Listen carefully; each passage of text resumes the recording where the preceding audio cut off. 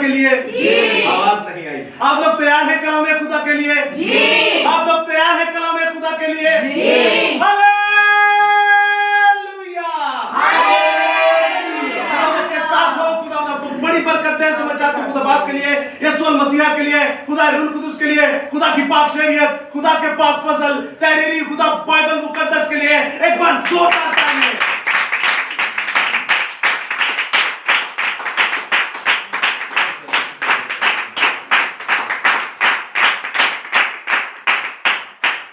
तो आज का कलाम है खुदा नहायत ही जबरदस्त, नहायत ही मुफीद। और आज की बाइबल स्टडी में जो हम कलाम खुदा सीखेंगे आपके लिए और मेरे लिए बड़ा बरकत का बायस है। लेकिन आज का टॉपिक शुरू करने से पहले मैं आपसे एक बात कह जाता हूं। बच्चों ने बहुत खूबसूरत आज गीत गाया और गीत के वो मुझे मिसरे बताइएगा क्या थे कि रोटी के पानी और बिना पानी से प्यास बुझाता और बिना रोटी के भूख मिटाता। साइंस और इंसान, और यह हकीकत है कि 3 दिन अगर पानी ना पिए तो वो मर जाए। यानी इंसान की बॉडी जो है वो 3 दिन तक पानी ना पिए तो वो मैनेज कर सकती है, उसके बाद उसकी मौत वाकया हो जाती है। और खाने के बगैर वो 1 हफ्ता चल सकता है और 1 हफ्ते के बाद क्या होता है, वो मर सकता है। तो जीजो, हम जो जिंदा खुदा पर ईमान रखते हैं और कहते हैं कि पानी के बिना वो प्यास बुझाता है और रोटी के बिना वो भूख मिटाता है, तो आप क्या समझते हैं, आपके पास कोई ऐसा प्रूफ है? क्या मैं आपसे कहूं कि आप 1 हफ्ता पानी नहीं पिए तो आप जीते रह सकते हैं? क्या आप अपने खुदा पर ईमान लाकर जीते रह सकते हैं? क्या आप यीशु पर ईमान लाकर जीते रह सकते हैं? कैसे?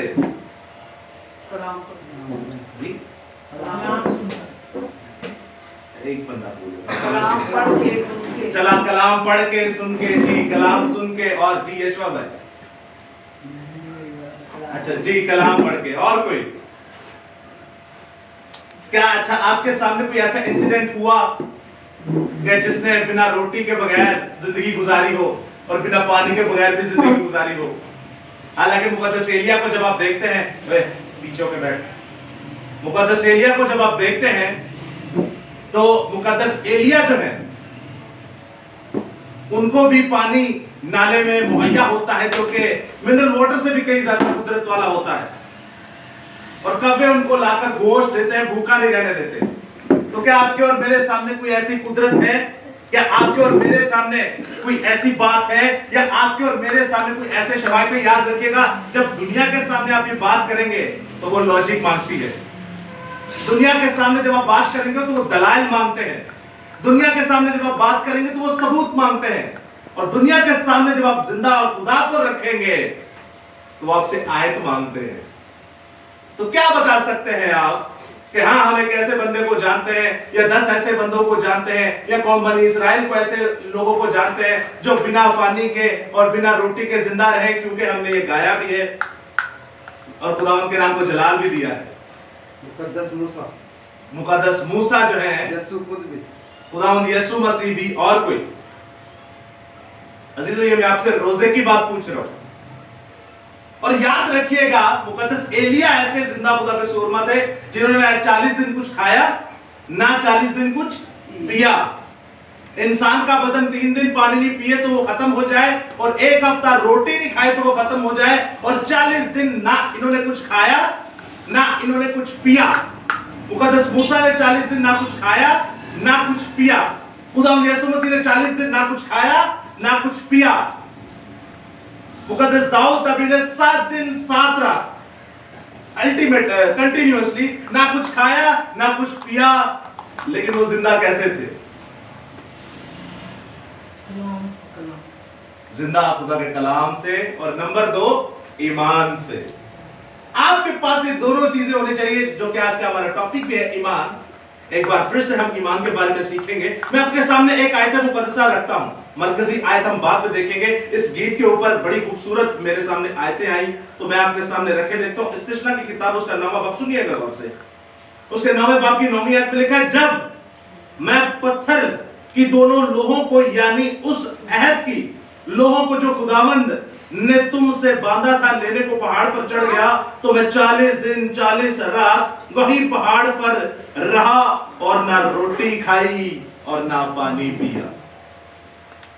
अजीजों, आपके लिए और मेरे लिए, आपकी नस्ल के लिए और मेरी नस्ल के लिए, आपके जिस्मों के लिए और मेरे जिस्मों के लिए, आपके फ्यूचर के लिए और मेरे फ्यूचर के लिए, आपके मुस्तकबिल के लिए और मेरे मुस्तकबिल के लिए जिंदा खुदा का सूरमा मूसा 40 दिन 40 रात औंधे मुंह पड़ा रहा, घुटने टेक कर क्या करता रहा? औंधे मुंह पड़ा रहा। ना उसने रोटी खाई, ना उसने पानी पिया, क्योंकि हमने, हमारी नस्ल ने, हमारे बड़ों ने, हमारे बाप दादा ने, हमारे जदे अमजद ने गुनाह किया और उस गुनाह को धोने के लिए, उस गुनाह को खत्म करने के लिए जिंदा खुदा का सूरमा 40 दिन 40 रात औंधे मुंह पड़ा रहा। ना उसने रोटी खाई, ना उसने पानी पिया। वो मरा इसलिए नहीं क्योंकि जिंदा खुदा का कलाम उसके जिस्म में, वो मरा इसलिए नहीं क्योंकि जिंदा खुदा का कलाम उसकी हड्डियों में, वो मरा इसलिए नहीं क्योंकि जिंदा खुदा का कलाम उसकी नस्ल में, वो मरा इसलिए नहीं क्योंकि जिस पर वो ईमान रखता है उसको पता है वो हमेशा जिंदा खुदा है, और जिस पर ईमान रखता है उसको पता है उसका बेटा जब मुस्तकबिल में आएगा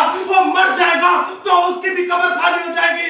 उसको पता था मैं अपनी नस्ल को सुधारने के लिए, मैं अपनी नस्ल को बचाने के लिए जिंदा खुदा से जिंदगी की रोटी और जिंदगी का पानी इनमें डिस्ट्रीब्यूट करूंगा ताकि ये भी हमेशा जिंदा रहे। Hallelujah, hallelujah. यीशु के पाक कलाम के लिए जिंदगी की रोटी और जिंदगी के पानी के लिए एक बार जोरदार तालियां।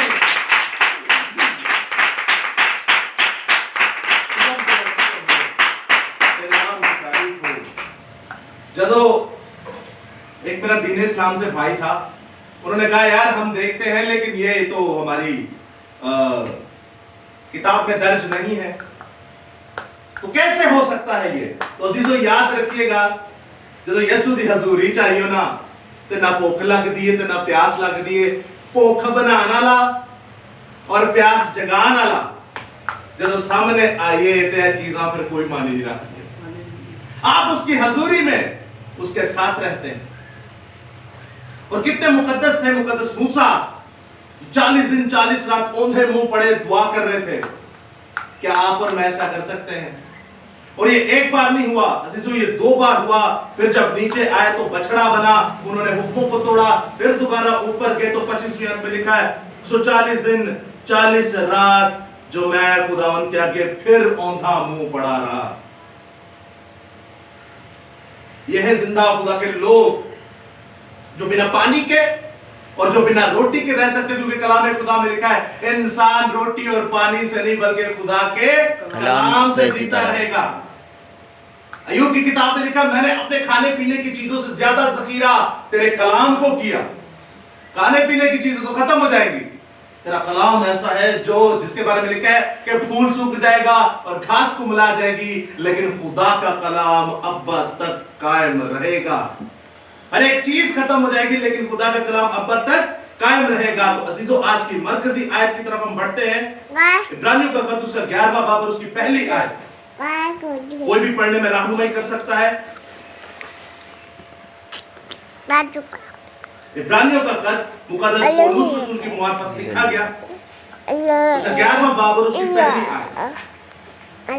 चलिए सुनिएगा, मैं आपके सामने पढ़े देता हूँ इस इस्तबाक को। क्या निकाल लिया है जी? चलिए सुनिएगा इस कलाम खुदा को कि इस इस्तबाक में क्या लिखा है। अब ईमान उम्मीद की हुई चीजों का एतमाद और अनदेखी चीजों का सबूत है। ईमान उम्मीद की हुई चीजों का एतमाद और अनदेखी चीजों का सबूत है। सो कलाम खुदा का पढ़ा सुना समझा कबूल किया जाना हम सबों के लिए बायस से बरकत का सबब हो। खुदा का शुक्र हो, आमीन।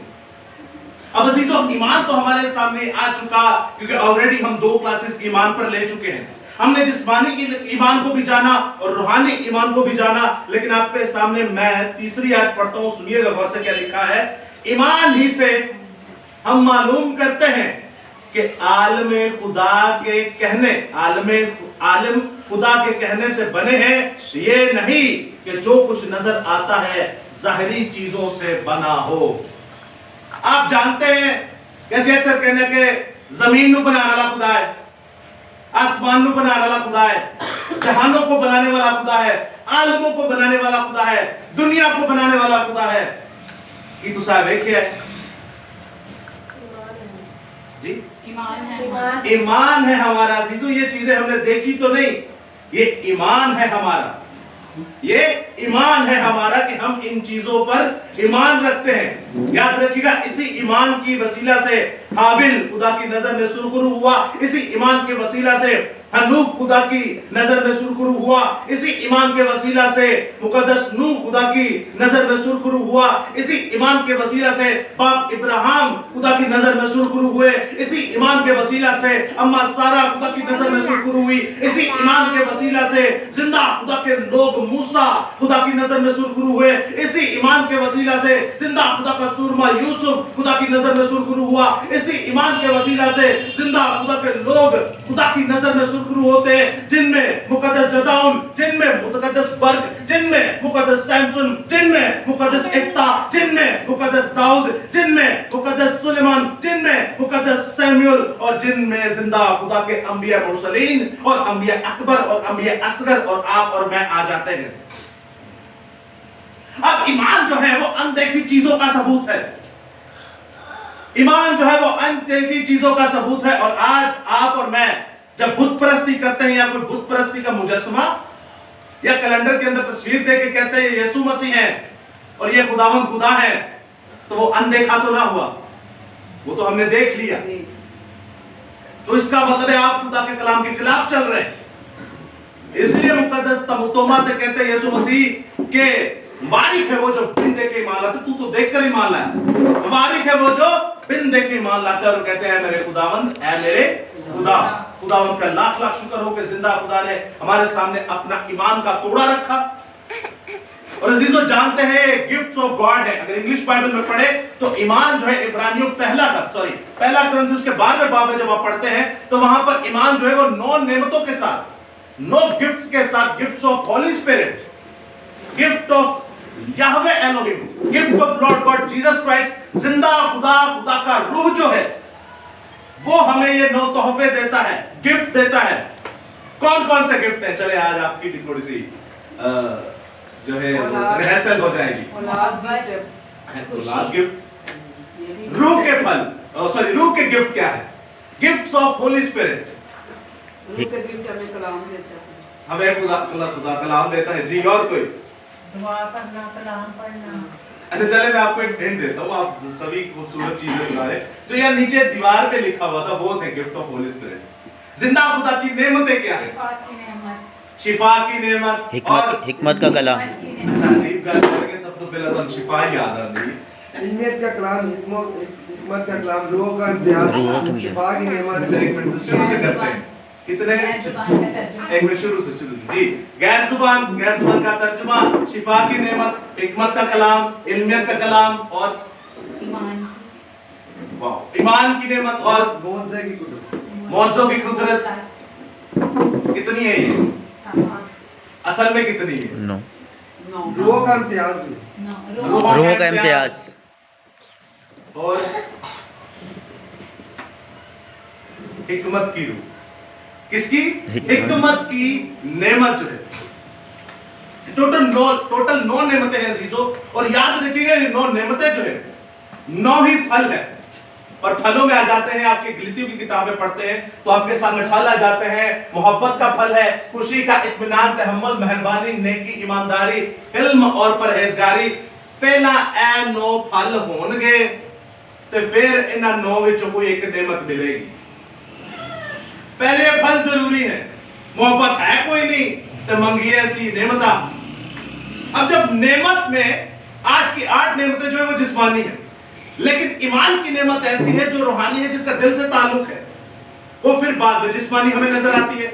अब गिफ्ट्स ऑफ होली स्पिरिट कहा गया, यानी खुदा की रूह, यानी खुदा के 9 तोहफे हैं ये। ਤੁਹਾਡਾ मेरा जो कभी सालगिरह होता है तोहफे मिलते हैं कि नहीं?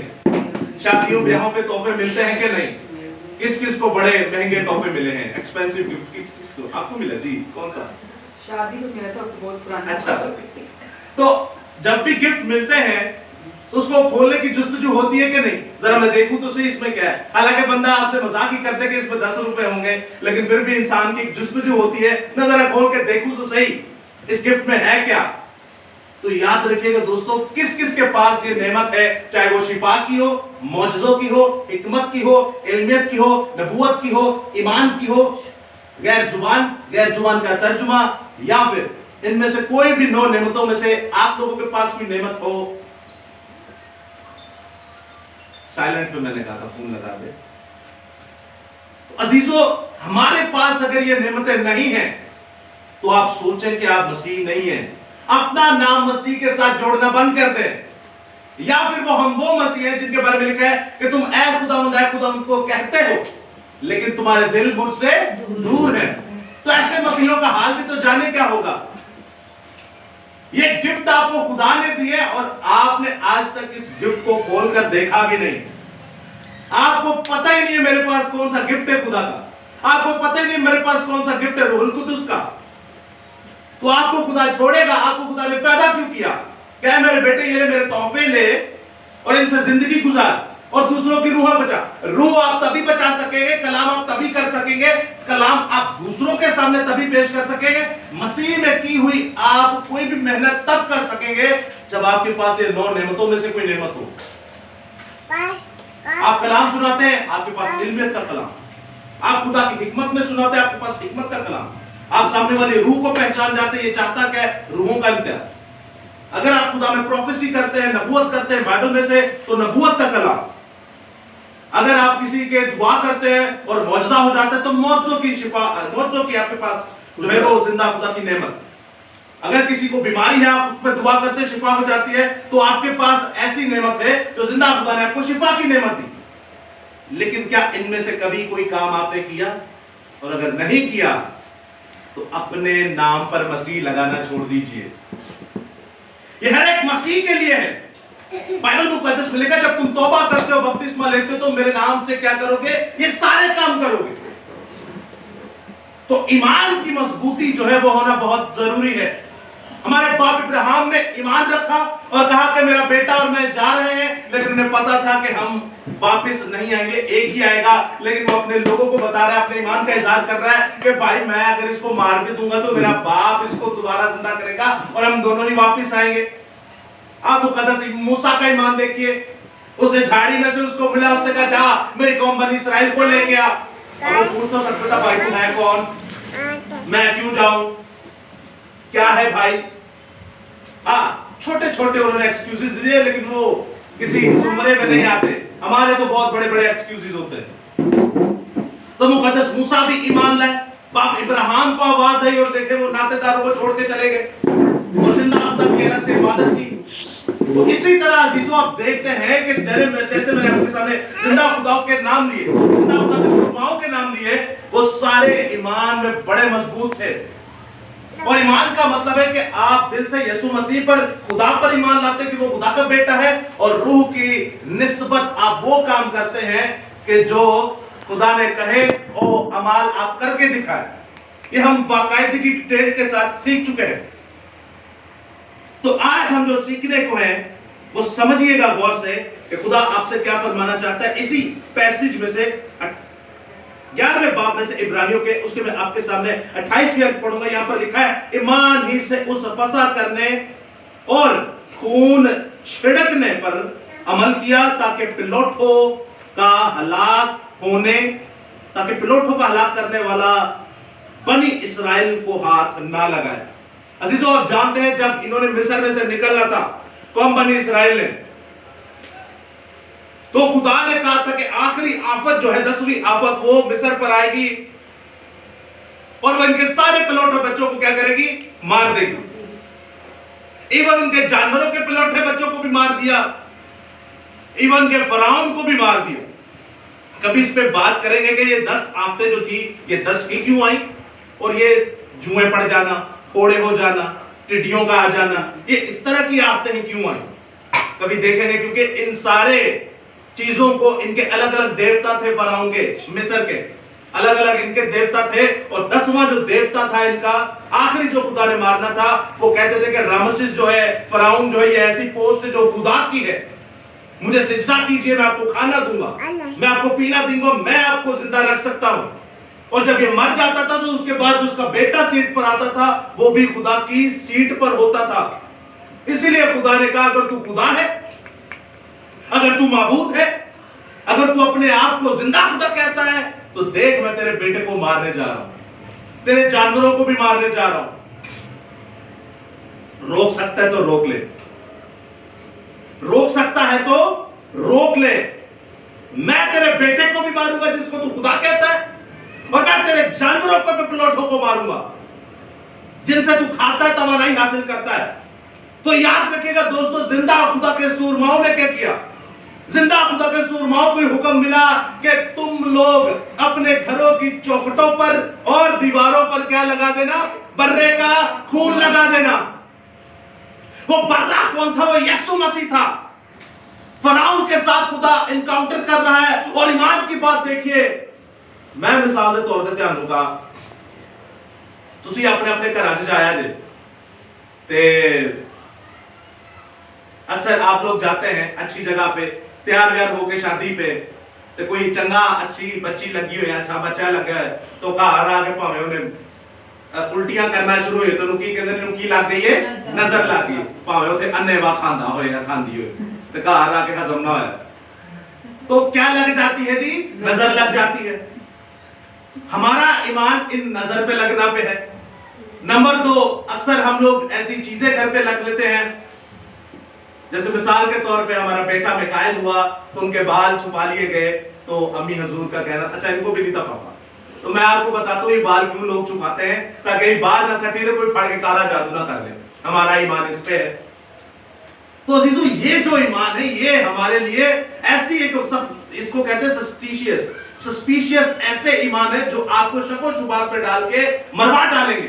कुछ लोगों का सितारों सियारों पर ईमान होता है, एस्ट्रोलॉजी जिसे कहते हैं, जो आप देखते हैं आज तेरा की ये सियारा, वो सितारा तेरा क्या है, किसी का लिब्रा है, किसी का कैंसर है, किसी का एरिस है, मेरा असल है वो क्या है? शेर, लियो, इनका लियो है जी। तो वो देखते हैं कि आज जिनका महीना चल रहा है उनका ये होगा, इसका इस महीने में ये काम होगा, इसका इस महीने में ये काम होगा। जैसे मिसाल के तौर पे कोई बड़ा अच्छा बच्चा लग रहा हो तो उसको एक काला सा वो भी लिखा देते हैं, क्या है? सुरमा। कोई नवी गड्डी ली हो तेरे पीछे छितर टांग दे दे, कोई नवी बस ली हो तेरे पीछे जुत्ती टांग दे दे।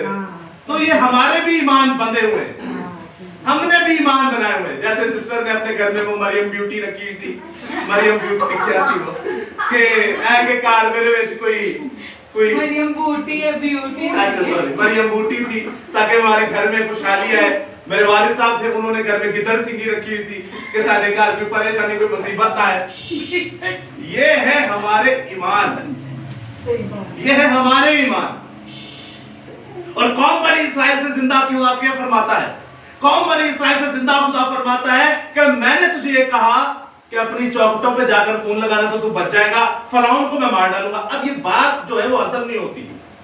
फराउन जो है वो लोहे की सल्तनत, फराउन जो है वो ऐसा शैतानी इंसान था कि वो किसी को भी चट कर जाए, किसी कौम को, किसी मुमलिकत को। अब ये थी गुलाम की नस्ल, ये थी असीरी की नस्ल। अब इन्होंने कहा कि भाई ये कैसे हो सकता है, ये कैसे मुमकिन है कि हम बर्रे का खून लगाएं, हम बच जाएं, गुलाम बच गए तो मालिक मर गया, तो मारने वाला कौन है पता ही कोई, मारने वाला कौन है पता नहीं। लेकिन दोस्तों इसी को कहते हैं ईमान। उन्हें कोई गिद्दड़ सिंगी ते ईमान नहीं लियांदा, उन्हें किसी मरियम ब्यूटी ते ईमान नहीं लियांदा, उन्हें किसी तिल ते ईमान नहीं लियांदा, उन्हें किसी अच्छी गड्डी के पीछे जुत्ती लियांदे ईमान नहीं लियांदा। उन्होंने हमारे इस तरह का कोई ईमान नहीं लाया।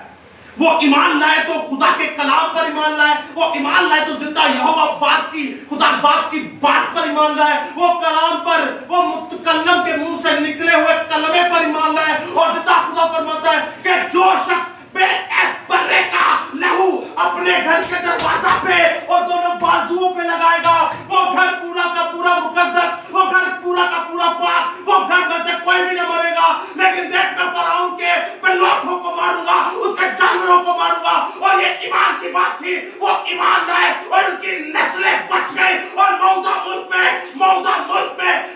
मुल्क में जमीन पर बागे अदन और जन्नतुल फिरदौस में गए। Hallelujah, hallelujah. जिंदा खुदा के ईमान के लिए एक बार जोरदार तालियां।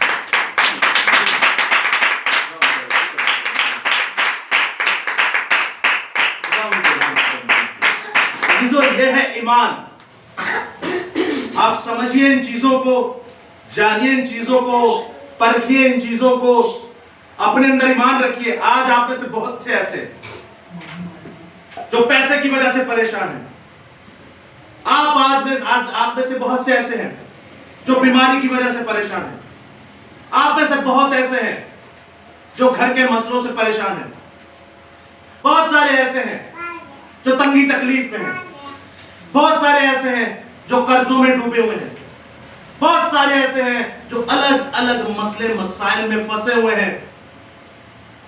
लेकिन जिंदा खुदा कहता है कि मुझ पर ईमान ला तो देख तो हमेशा की जिंदगी पाएगा। मुझ पर ईमान ला तो देख तो हमेशा की जिंदगी पाएगा। मुझ पर ईमान ला तो तू और तेरा घराना निजात पाएगा। खुदा पर ईमान लाइए और ये सोचिए, दो ऑप्शन रखिए अपने जहन में कि यहां तो मैं को पैड़ा काम कीता ते ए मेरी ही आजमाइश है, और नंबर दो, या फिर खुदा, अगर आप बड़े पाक हैं तो ये फिर सोचिए कि खुदा मुझे आजमा रहा है। और इन दोनों सूरतों में याद रखेगा, जिंदा खुदा आपको सुरखरू करेगा। इन दोनों सूरतों में जिंदा खुदा आपको इकबालमंद करेगा। इन दोनों सूरतों में जिंदा खुदा आपको सर बुलंद करेगा। इन दोनों सूरतों में जिंदा खुदा आपको आसमान की बुलंदियों पर लेके जाएगा। इन दोनों सूरतों में जिंदा खुदा आपको मोर पॉलिश करेगा। इन दोनों सूरतों में जिंदा खुदा आपको और ज्यादा फर्निश करके, आपको पॉलिश करके, आपको सोने की बजाय कुंदन बनाएगा। आप सोना नहीं रहेंगे, आप सोने की बजाय कुंदन बन जाएंगे।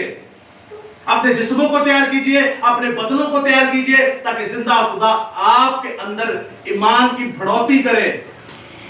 याद रखिएगा, ईमान कम ज्यादा भी हो जाता है। आखिरी बात आपसे करने को, कम ज्यादा होता है कि नहीं? कैसे यार सिस्टर दोनों बड़े हाथ सर हिला रही, कैसे कम ज्यादा, क्या कैसे होता है जी? कोई भी बता सकता है ईमान कम ज्यादा का क्या मतलब है? ये क्या है? ईमान तो ईमान है भाई। इंजील मुकद्दस में नजर आता है कि शागिर्द कहते हैं हमारे ईमान को बढ़ा, हमारे ईमान को बढ़ा। जैसे कि पतरस जब पानी पे चला, उसका ईमान था मैं चलूंगा, मगर कमजोर हो पड़ा। जब चला तो कमजोरी आई, वो डगमगाने लगा। और कोई? अब दो चीजें हो सकती हैं। कई आदमी ऐसी दुआओं कराने से वेरी गुड, ईमान की कमजोरी जबरदस्त, उधर भी ईमान की कमजोरी। और कोई? हमारे ईमान को बढ़ा। आपने ये टर्मिनोलॉजी सुनी होगी बाइबल में, ईमान कम ज्यादा होता है। और नेक्स्ट टॉपिक हम रखेंगे इसी पर। खुदावंद ने चाहा कि ईमान की कमजोरी क्या चीज है, ये क्या है, ये कैसे पैदा होती है। यीशु मसीह पुराने अहदनामे और नए अहदनामे में दोनों में अपने ही लोगों को कहता है, ए कजरो नस्ल, ए बेएतकाद यानी बेईमान लोगों। ये कजरो नस्ल क्या है और बेईमान लोगों क्यों कह रहा है? भाई वो तो कहते हैं हम तुझ पर ईमान लाते हैं, हम तो इब्राहिम पर ईमान लाते हैं, हम तो इब्राहिम की नस्ल से हैं। तू हमें क्यों कह रहा है बेएतकाद या बेईमान? रसूल क्यों कह रहे हैं हमारे ईमान को बढ़ा? तेरा मतलब है घट वध भी हुंदा है। तेरा मतलब है हुण ईमान है, इधर तुहां दूजी तालीम ते अमल कीता, तुहाडा ईमान गया, नवा ईमान आ गया।